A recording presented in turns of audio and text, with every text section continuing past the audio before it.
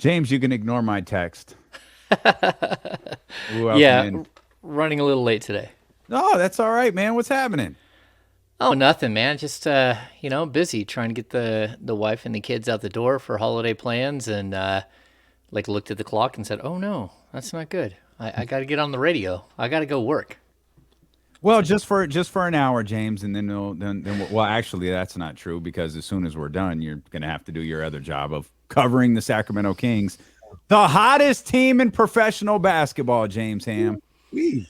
Yeah, I mean the hottest team. I think in all professional sports. Let's just say it. Like they're Fair. rolling. I mean it's a lot of fun. So yeah, I think it's one of those things where ride the wave. Don't get too high. Don't get too low. If they drop one of these games on the road, that happens. But this team is playing extremely well. Still need to tighten up the defense. Got a little bit better last night, but still some holes, and they're on a good path. What was your take, James, of that game in particular? How it finished? Is that just because part of me says, "Hey, you don't want to finish that way." Another part of me says, that's basketball. That's the NBA. Sometimes those things happen. You just want to make sure you're able to come away with the victory, no matter what.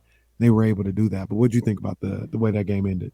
Yeah, if you think the Grizzlies are going to go away, then you didn't scout them. You don't know what you're doing. So, like, the Grizzlies don't go away. Like, Taylor Jenkins, the one thing about his teams is they fight all the way to the last whistle. And that's what you have to expect. This is how, even, in Jaw's rookie season, that they kept fouling in the final minute and a half of a game. They're down 12. They just keep fouling. They just keep stopping the game, slowing it down, trying to figure out how to get around it. And they're tough. They did get away with a bunch of like weird, like little ticky tack fouls down the stretch. And the 2 minute report is like littered with these little things that happened. But overall, like they play hard. And when you play hard and you're the aggressor, you're usually going to get the calls from the officials. Hey, did that come out? Because since we didn't lose, we didn't look at the 2 minute report today. But did it come out? And there was a few different things on there.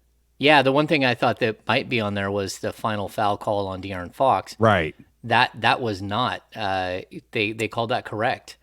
Wow. What they did call incorrect, they said that on the play where Harrison Barnes was knocked sideways by Dylan Brooks, they Yep. said that should have been a foul on Harrison Barnes for What? initiating contact as he went through. What? Yeah, so that was incorrect. But they're We also like, literally just watched that. That is not what happened.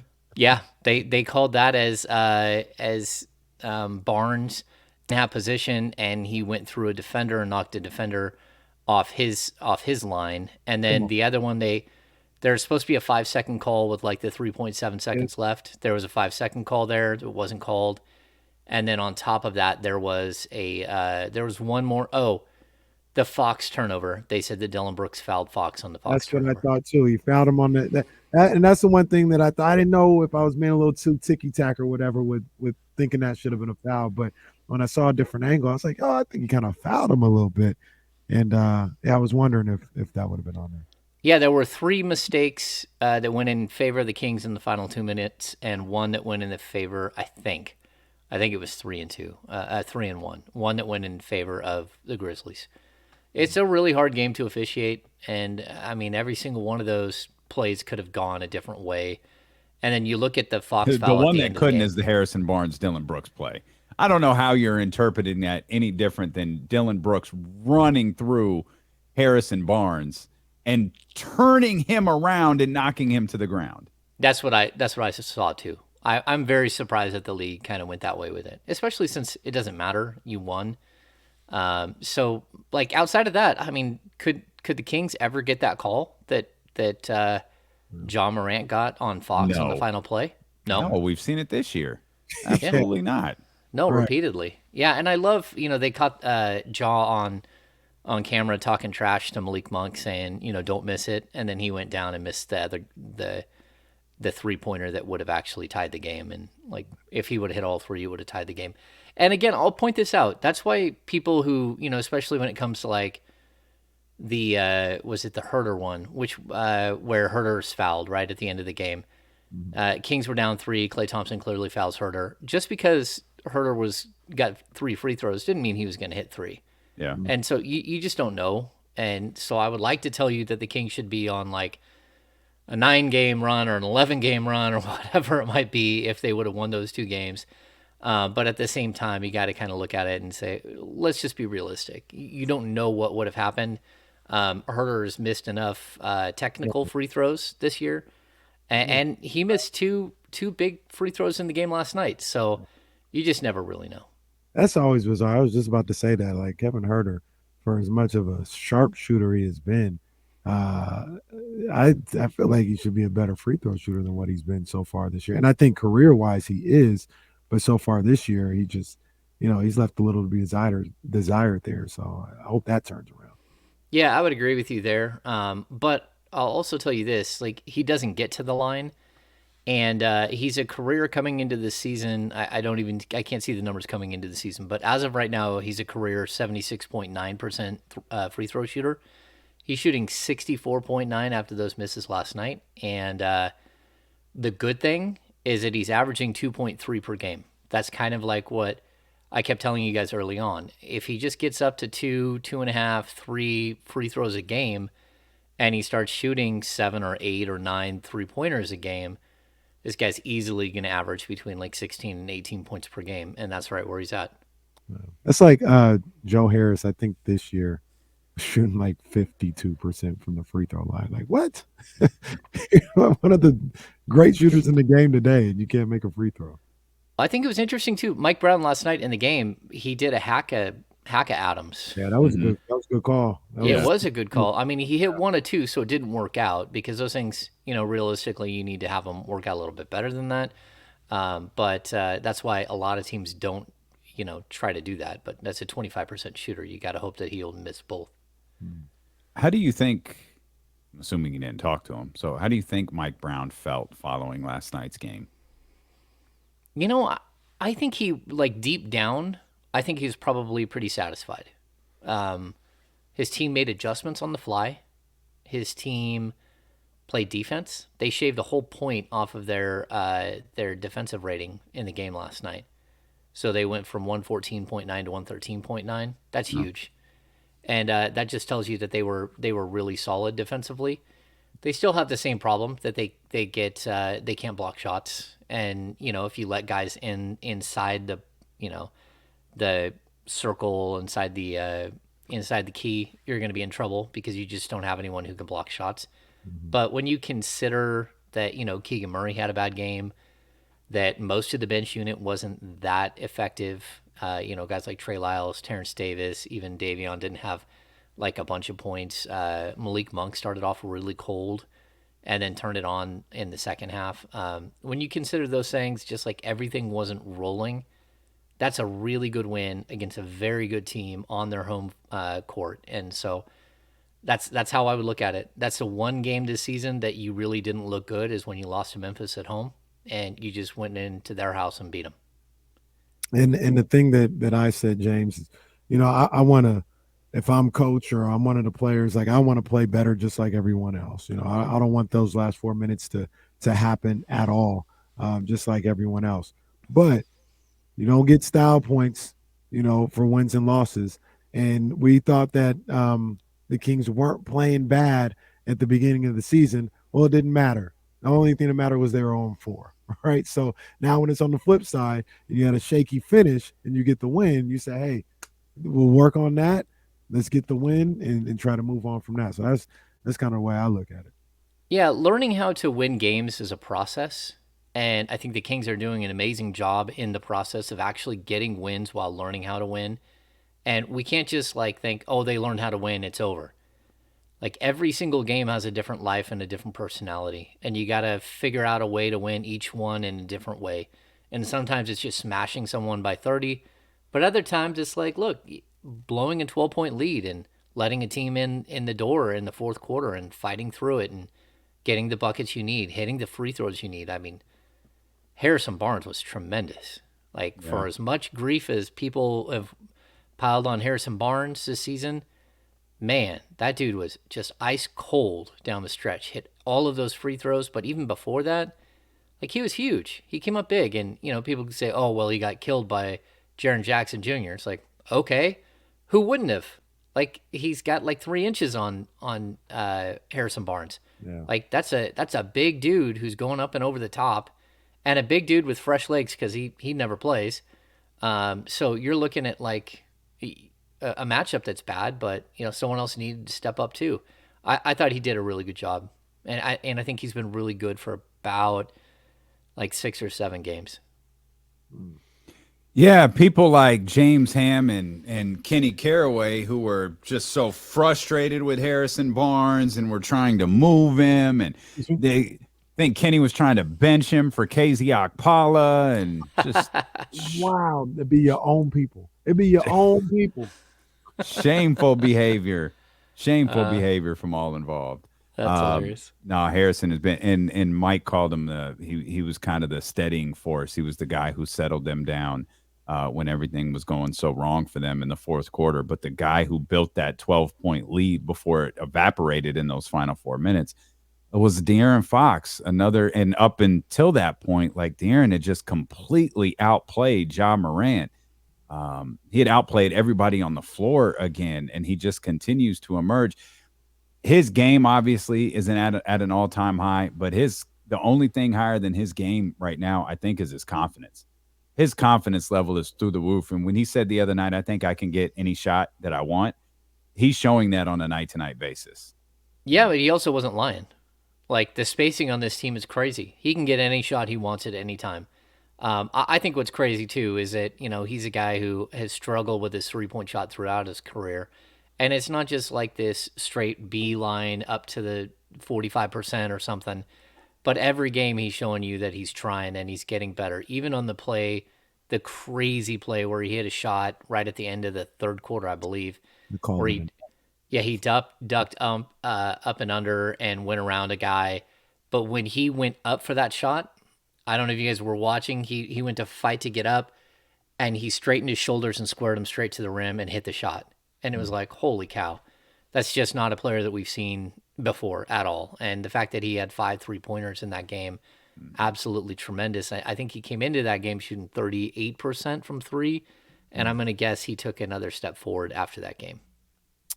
With De'Aaron Fox, we talked about it before. The work that he's put in his game shows on the court, shows with his shooting and the way he's playing with a different level of confidence, like Damian talked about.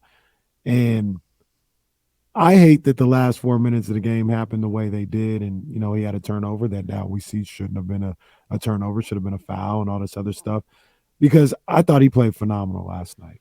And he did. Like, it just, the end of the game wasn't anything drastic that kept us from saying he played a phenomenal game. But the control that he had on that offense with somebody like Dylan Brooks, who is a tough defender, aka a fouler out there routinely all day long, it didn't phase him at all. Like, he took whatever bumps that were coming his way and still executed and went around Dylan Brooks and shot the ball at a high percentage. I just thought he was really, really good last night. Yeah, I'll say this too. It's something that like the coaches have murmured about with this Kings team. First of all, Dylan Brooks like had a hold of his jersey and he dragged him around the court the whole game. But the coaches have quietly said, are you looking at his defensive rebounding numbers? Are you looking at Fox's defensive rebounding numbers? And it's something that he's subtly like just been absolutely spectacular on the rebounding side of things. He had 8 boards last night in the game. He did push his 3-point percentage up to 40.8 after that performance last night.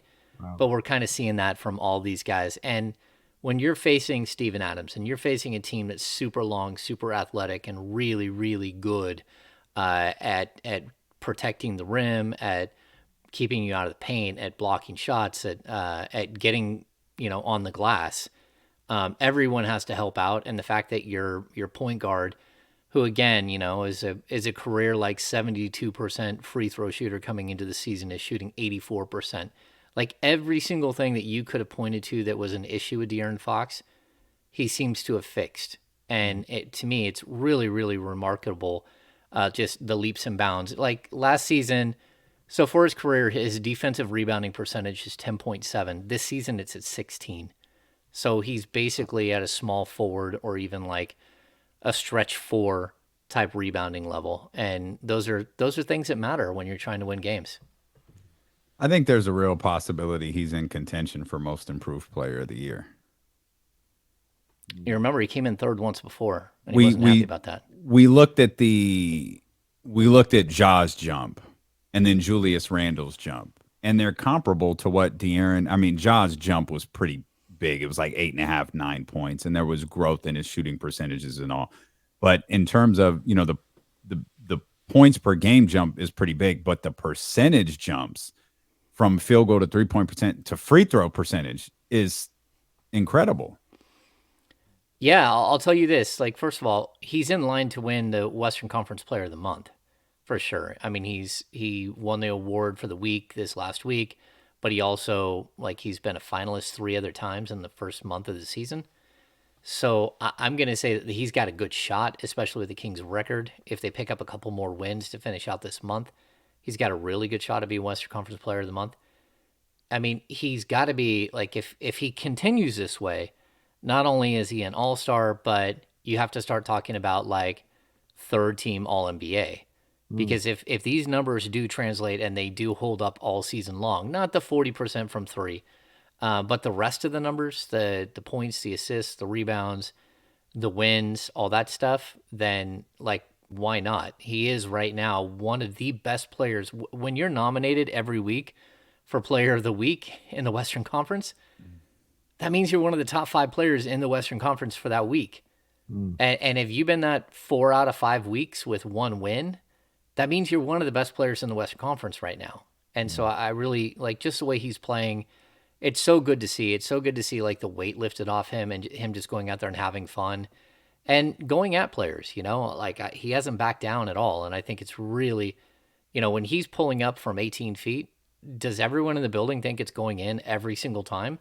It's just incredible. Yeah. Like those things that you just, a couple of years ago, you're like, oh, that's not really a great shot. Now it's like, oh no, man, you shoot wherever you want. You do whatever you want. We're fine with whatever you do. You've earned the respect. You're that good. Let's go ahead and see how you finish this thing. 100%, man. One of the things that I also noticed last night in that game against the Grizzlies was, particularly in the first quarter, it seemed like the Kings got wide open shots all game long. And they got the win. They scored 113. They, had a little bit of a collapse towards the end. But I feel like I can make the argument, James, that Memphis is lucky this wasn't a bigger blowout or wasn't a blowout in general, because the Kings were getting wide open threes that they've made all year long that they just didn't really hit at a high level last night. Whereas if they shot, those type of wide open shots the way they've been shooting all year long, Herter, Keegan Murray, all these guys, that could have been a 15, 20-point game. Yeah, and I'll add to that too that if they would have hit 2 or 3 of those, wide open looks in the first quarter. Monk had a bunch of. He started, I think, 1 of 6 from the field. Keegan Murray went 1 of 8 and missed a bunch of threes. Like if they would have had those wide open looks go down, I don't think John Morant would have played late at all. And that game, they would have just conceded that game. The guy's coming off an injury. He was doubtful. He was out yesterday. Well, the day before yesterday, he was doubtful to open the morning and somehow heals up and plays. And like if you were watching that first half, Jaw didn't look like Jaw at all. Like he didn't have any explosion at all. And somewhere along the way, he loosened up and started putting on a show. But still, if you would have got that, if that would have been a 20-point game going to the fourth quarter or a 22-point game, I think that they would have just said, okay, you got us tonight, and we're going to make sure the Jaw's good moving forward. We don't need to risk that. So, yeah, I agree with you, the wide open misses. But look, this Kings team is getting so many wide open looks. Right. It's nuts. It's absolutely crazy how many wide open looks they're getting. And that's just a function of De'Aaron Fox and Domantas Sabonis and the style of play. And sorry, quick, Casey. Hey, Dame, to conversation that we had the other day, I think Drapes gave us a little bit of a answer. He said Jay Triano was the offensive coordinator. We were trying to figure out like who gets the credit, so to speak, for creating this offense and putting it together. And I said maybe a combination of Jordy Fernandez and Triano, but Drape said everybody plays a role, but Drake said Triano is kind of like the offensive coordinator here. Yeah, he is the guy. This is his offensive scheme, Mm. for sure, without any question. And it's what we saw last year in Charlotte, right? He was in Charlotte for like the last 4 or 5 years. He's a very, very bright offensive mind for sure, and he's also a wild card. He's a total character. He's another one of those guys that are like making life behind the scenes like really enjoyable for these guys. But I think that there is input from everyone else. Like we talked about, like the Brooklyn game, right? And Doug had the scout for that game. And then Doug had the scout for the next game as well, which was another big win. Those are things where like everyone is chipping in. We also had that moment where Mike Brown said, "Hey, Jordy called the same offensive play 15 times in a row," and that's how they were. It was before the Brooklyn game. Yeah, he called like the same play 15 times in a row, and then they noticed something. The guys on the back line said, "Hey, they're trying to take that away. Let's hit the back cut." And that's when we started seeing Malik Monk and Harrison Barnes go up for wide open dunks on the back door. And so, yeah, this group is working really well together, and that's a function of not only Mike Brown like bringing in people he's familiar with, but Mike Brown bringing people together. And I think that that's something that is going to be like a big thing that we have to keep focusing on, is that he's such a unifier. And he's taken people like Doug and like Lindsey Harding that weren't part of this thing, and he's brought them into the family, and everyone's feeling it, everyone's doing well, everyone's learning, everyone's getting better together. And this is a good thing. It's a really good thing to have continuity on the coaching side where guys are on the same page. And again, I'll point this out. I know why it happened, but this is one of the biggest downfalls of Luke Walton. He was never really super comfortable with his coaching staff. And that was because when he was when he was with the Lakers, he just was raked over the coals for bringing in too many of his friends. Mike Brown does it, and it's fine. He brings in like his whole entire coaching staff from the Nigerian national team, and no one has any problems with that.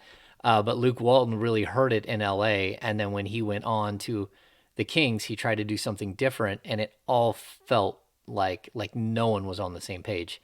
And so I think this is a big thing. It's a big deal that Mike Brown had the financial ability to go out and bring in the coaches he wanted to bring in, but that he also chose guys that he can get on the same page with. We'll come back, James. Couple of things I want to talk to you about. I want to talk to you about Shemezi Metu and his play recently, and I want to talk to you about the defense that we saw yesterday. Because if Mike Brown is looking for a win on the win, it's probably going to be the way that team played defense against the Memphis Grizzlies. So we'll talk about that. Much more Kings talk ahead as we get ready for the second night of a back-to-back. The Kings are in Atlanta just about an hour from now. We're back with more with James Ham, D'Lo, and KC here on Sacramento Sports Leader, ESPN 1320.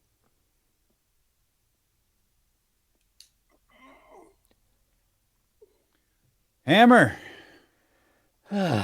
James, you cooking for Thanksgiving? No, I don't do any of the cooking for Thanksgiving. And like me and my wife, we both come from divorced parents, so like the holidays are always kind of chaotic. I have a huge family. My wife has a very small family. And so we've never been able to put like the two events together because my family's too big and my mom's house is too small and she wants to host Thanksgiving. And so every Thanksgiving I have Thanksgiving at 2 and another Thanksgiving at 5. So I have to eat twice. It's a long day of eating. Well, this is really cool. I'm just seeing this for the first time. Maybe I'm late, but Deuce and Mo on the pre and post. Drapes and Matt Barnes on the call tonight. Yeah. Oh, okay. Very good. Get well soon, Katie. I know she wouldn't. It seemed like she was feeling. Oh, she finally tapped out? Is that what happened? I don't know, but that's why. Oh. Yeah, I'm gonna like I kind of know what's going on, but yeah, she's been under the weather, and they had to call it. she had to come home. Yeah, So she did not sound well on Sunday, man. Yeah, that's not. I don't know how they're handling that, but I would just say like let's not put that out there since we're off the air, people. Yeah, they're doing something different tonight because they have to. Matt Barnes on the call. Matt, I talked about the Clippers have this separate broadcast simulcast thing where they have these, I guess they're all always former Clippers, do like a Manning cast type thing, right, for all the Clippers games. So Matt Barnes was on there a couple times, but I don't know if he's ever been on the call for a game. It's just the first time he's been on a call, maybe. Yeah, and it's going to be different because they're not in the same place. No.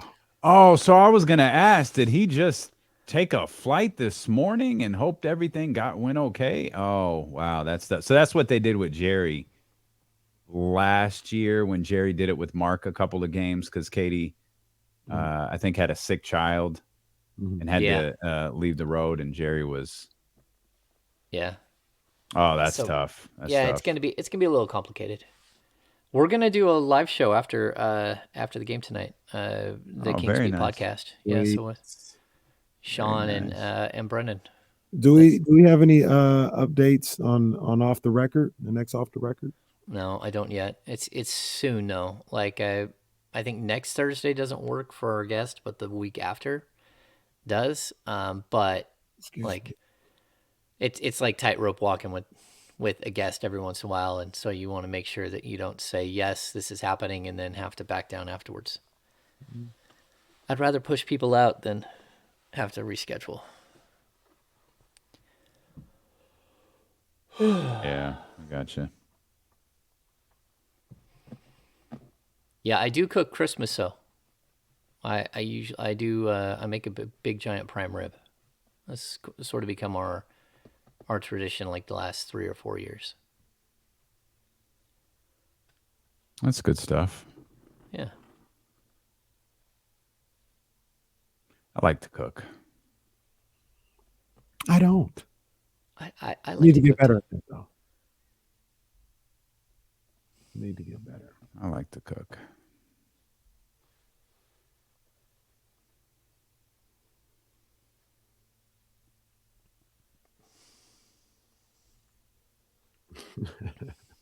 Sean Bowles. There's nothing wrong with that. Brussels sprouts are delicious.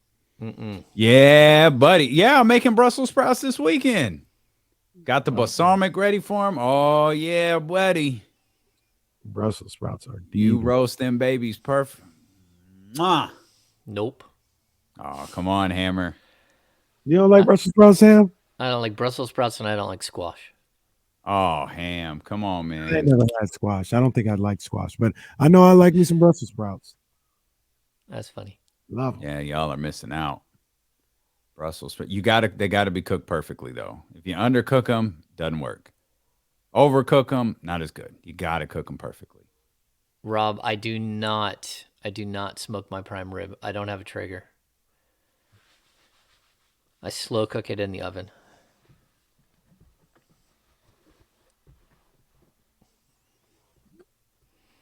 I'm gonna smoke the turkey. When this tweet from Rob Guerrera, when I talked to at 19 Problems, Debo Samuels, during the 49ers bye week, he declined to make a pitch for Odell Beckham Jr. to join the team. He just posted this on Instagram. It's a picture of Debo, and Debo says in the caption, "Everybody around me, family, blank, we don't do recruiting." What? I guess it's a song lyric or something. But he says, "Everybody around me, family, we don't do recruiting." We're coming back. So I don't think Odell Beckham's coming to the Niners. You don't need Odell Beckham. That whole thing confused me. I didn't understand what message that Debo was trying to. He's going to Dallas. Basically, Debo, he just said we don't do recruiting. You don't need him. There's no you got the 49ers move has been made, and it was Christian McCaffrey.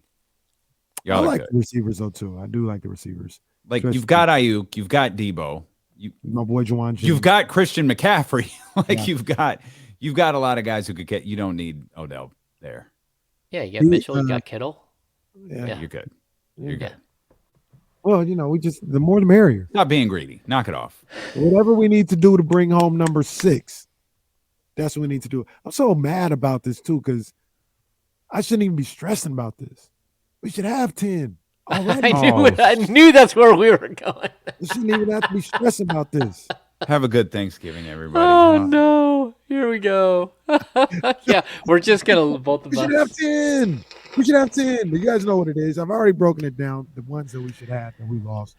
We should have, and that's not even saying like, oh, we made the NFC Championship game and we just lost the game. It ain't even that. Like there's 4, 5 more that we gave away.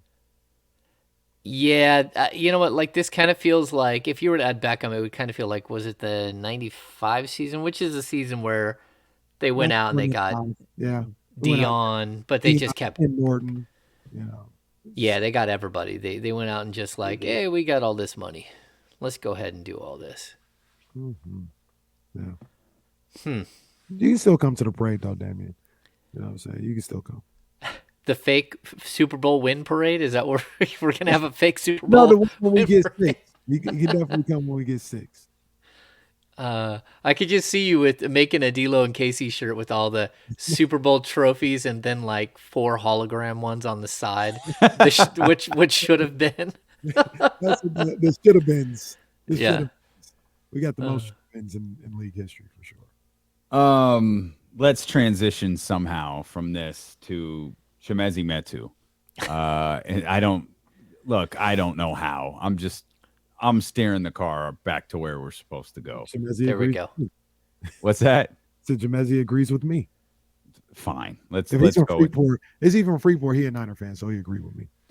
I don't know that the timing is perfect, but it feels like it is. You once posted a video where there was a lot of analyzing of Chimezi Metu's body language. And then all of a sudden, he's kind of comfortably in the rotation. And not only is he comfortably in the rotation, but he's playing really, really well. And James, we were talking about the depth of this team earlier, how last night, Terrence Davis and the Sensationals weren't cooking. Like Terrence Davis didn't play well or didn't shoot well. Davion Mitchell didn't. Trey Lyles didn't. And Malik Monk and Chimezi Metu said it's all good. We'll carry the bench unit from here. He has found a spot in Mike Brown's rotation to where he is very, very effective.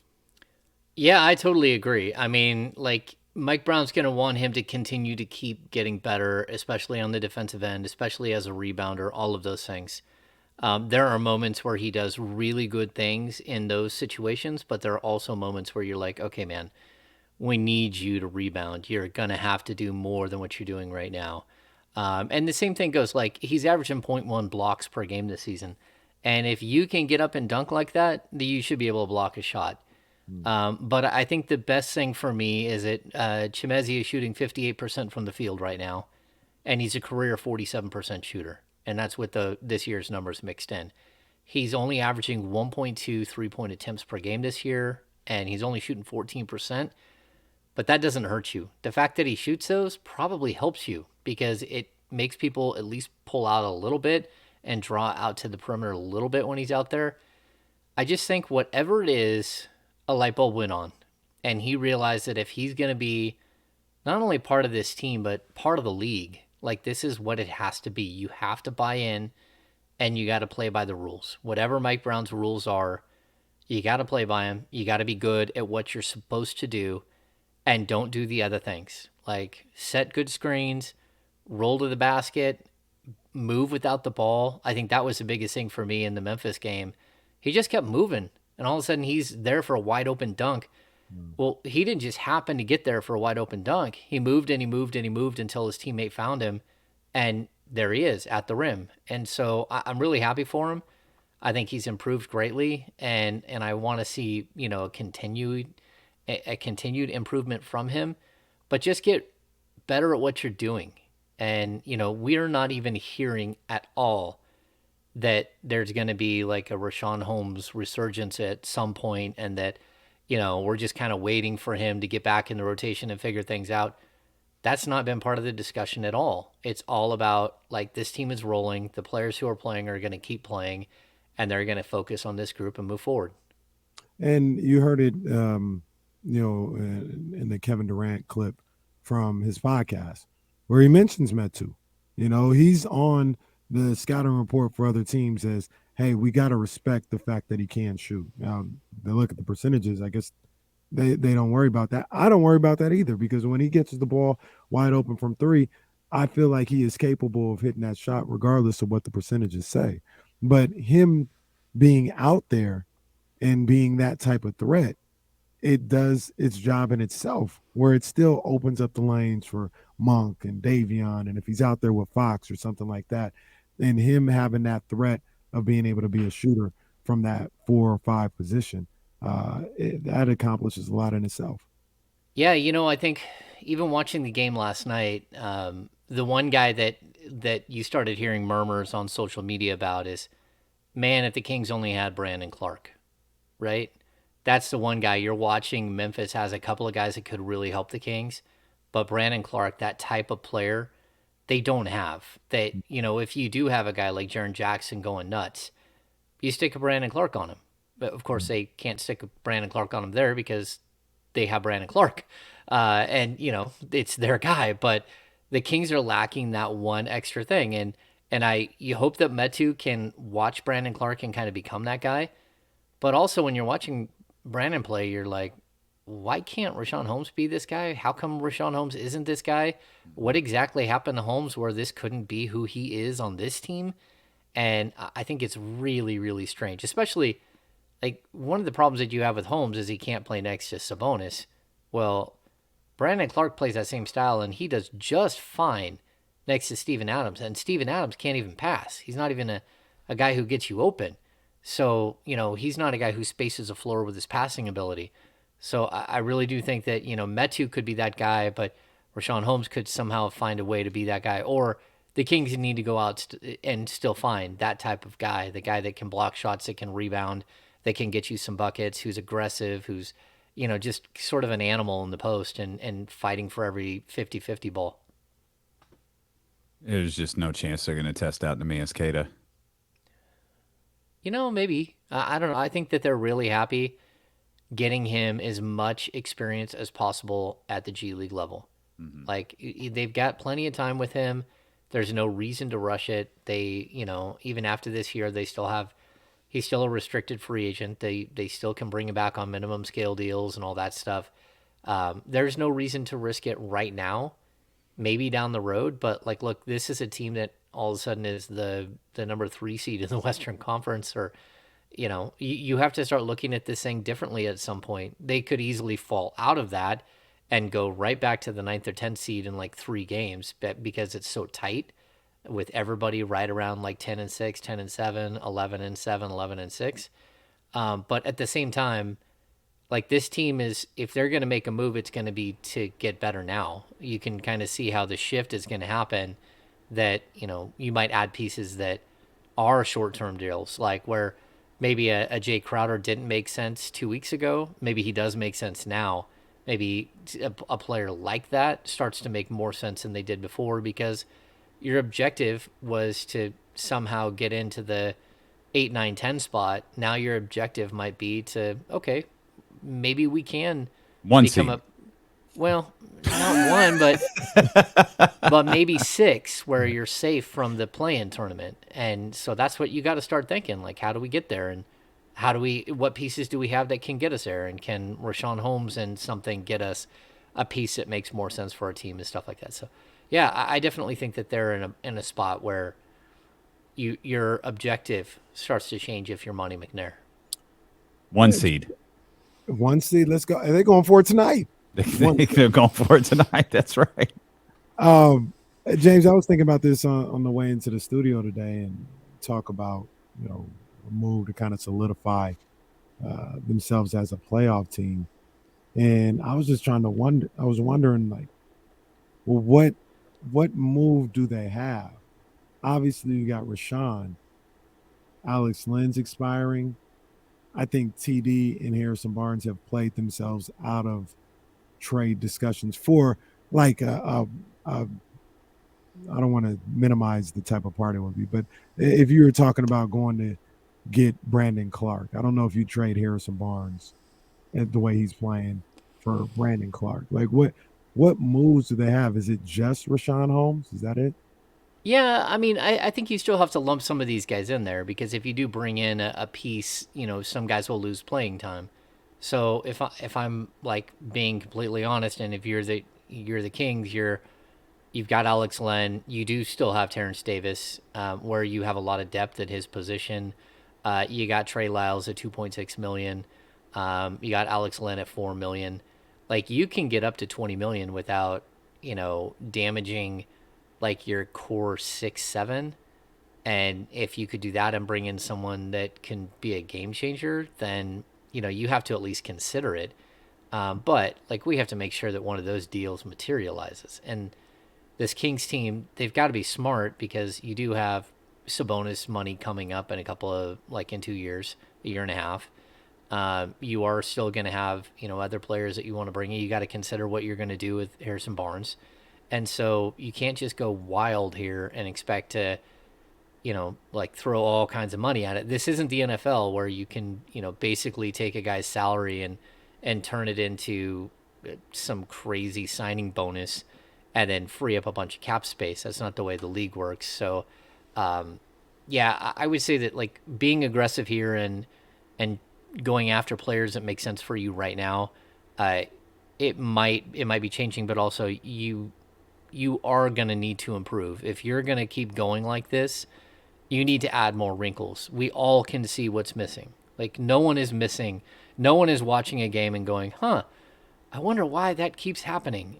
They keep allowing guys in the middle of the key because they need better defenders and because they need a shot blocker. And they need a shot blocker that's a functional shot blocker that can play minutes. That's what they need. And so you just keep looking at that. And so I would expect Monty has a big whiteboard somewhere with a bunch of names on it. And, maybe one of those names comes up and maybe one of them doesn't, but I think they'll still be aggressive here. Hey, speaking of Monty, how about that extension, huh? Yeah, probably time, isn't it? It'd be good. It'd be good. Kings beat Charlotte on Halloween 115 to 108. The 108 is the least amount of points they've given up on the season. Last night, they beat Memphis 113 to 109. Obviously, that 109 really got padded there in those final 4 or 5 minutes. Mike Brown, I'm sure, frustrated with the way the last 4 minutes went, but overall happy about the game. And I wonder how many lessons are being taught. Like, hey, our shot wasn't falling. We won last night's game in a completely different way. That might be how we have to win tonight. Shot doesn't fall. Step up our level of defense. We're capable of doing it. We just did it against a dynamic player like John Moran. If he's looking for film to kind of rally his team on the defensive end, who when you look at that 109 and you realize in the days before, the points given up were 129, 112, 121, 115, 114, 120. That 109 really stands out. Yeah, like look, during the course of an 82 game season, there are going to be all types of different games, and you gotta be able to play different styles. You got to be able to play, when the shot isn't falling, when the shot is falling, and you're still not playing defense. We've seen that one this season, where again with Detroit, where you let a bunch of non-shooters get confidence and light you up and stay in a game. Like Mike Brown's task here is to continuously preach getting better, being focused, and coming through on the defensive end. If this team is going to be successful, these guys have to figure out ways to get stops in crunch time. They've got to figure out ways to keep guys out of the key, ways to keep Sabonis out of foul trouble. And I think we're slowly seeing these moments where they do it. But, the other thing I'll point out is, like, what is Mike Brown supposed to do here? He's got 3 games in 4 nights. And the one day in between is Thanksgiving. He just finished the game on Sunday, had to fly to Memphis on Monday for a game on Tuesday, then fly to Atlanta for a game on Wednesday, then, fly to Boston and then, come home. So they're traveling so much in the next week. How do you expect a team to really get better? Except for these small practices they have, walkthroughs that they have, game study that they have. But even still, you can't expect this thing to turn around overnight as far as the defensive side of the ball. The fact that the offense is going like this and has been so incredibly effective, it's wild, but it's also the same exact thing we saw in game 1 through 4 when they lost. They're just getting better and better and better at it. What we're seeing now with the defensive side is they're going to have wild like adjustments of really good games and really bad games because their principles aren't there yet. They're not fully bought in 100% on what's happening, and they're not fully comfortable with it, And I think it's going to be a continuing issue that we'll be talking about all year long. Yeah, well, I mean, it's one of those things that Damon you talked about earlier, where we talked about the way the game finished last night, and teaching points for that, and no time for that. Yeah. No time for teaching Right. points. And we can talk about it a little bit, but we got a game plan for Atlanta, and then we'll let you have some honey smoked ham and some turkey or something like that, and then we got a game plan for Boston, and then we're flying back home, and then we got a game plan for Phoenix, and then you get a day, and you have maybe the biggest game in Golden One Center history with Indiana coming. So there's no time to really. It's the gift and the curse. It's a good thing and a bad thing. There's no time to harp on or like really dive in to the negatives. It's time to move on to the games. But that's life in the NBA. Yeah, but I'll tell you too, life on the road, it has a way of galvanizing a team that it's because they spend so much time together. They do TV, I mean, they do team dinners out together. They'll go, like in the past, they've gone to the Civil Rights Museum in Memphis when they have an off day. These are things where a team like builds camaraderie, and those things do sort of play out on the court, definitely. How you like this matchup in about 40 minutes versus the Atlanta Hawks? Yeah, it was a big sneeze. That was an epic sneeze. Yeah. Apologies to the radio audience. Ham sneezed so good he shook. Yeah, luckily I was able to get to the mute button quick enough. Yeah, as far as the Atlanta team, look, this team likes to run a lot of pick and roll. The Kings have shown the ability to defend the pick and roll in certain situations, but Atlanta is extremely dangerous. They've got two guards that can really, really score, but then they got a bunch of guys who aren't playing well, and you don't want to be the team that lets the team off the hook that isn't firing on all cylinders, or again, like John Collins is a guy who would love nothing more than to get out of Atlanta because they've been trying to deal him for the last 2 years. So would he like to show up big and show the Sacramento Kings what he's got? Yeah, probably. It's just a matter of like, how do you match up against his team? Can you slow down Trae Young? Can you slow down DeJounte Murray? Even DeAndre Hunter is playing really well. This team is like they can put a bunch of points on the board. If you don't want to play defense, this team is like, okay, that's fine. You don't want to play D, let's go ahead and let's get in a track meet. So that's where I would look to. And then the other thing, this team struggles with those big guys in the paint because they just don't have a natural shot blocker. You got to keep a body on Clint Capella at all times. And it's got to be a bunch of guys helping out. Everyone has to help out because Clint Capella has an ability to put up a bunch of easy buckets. And he's also a dangerous shot blocker. Although, again, the one thing that I've seen with Sabonis is the shot blocker, the long, skinny guys, he has no problems with. It's the Steven Adams. It's the big guys he does. Yeah, and he's not alone. Steven Adams is a problem for a lot of people. I look at this game today against the Hawks, and I just keep saying if they can get the same open shots that they've gotten all season long, they're going to have an opportunity. I know it's tough. It's different, going back to back and playing a team like that on the road. But so far, nobody in the league has been able to figure out how to not let them get open shots. And if they get the same looks they got last night in Memphis, I think they're knocking them down tonight. Yeah, and just real quick, De'Aaron Fox's lone triple-double in his career came against Trae Young. He likes to play against his team, and he can blow the doors off of that team because they don't want to play defense. And then also, Kevin Huerter, he spent the first 4 years of his career, 5 years of his career in Atlanta.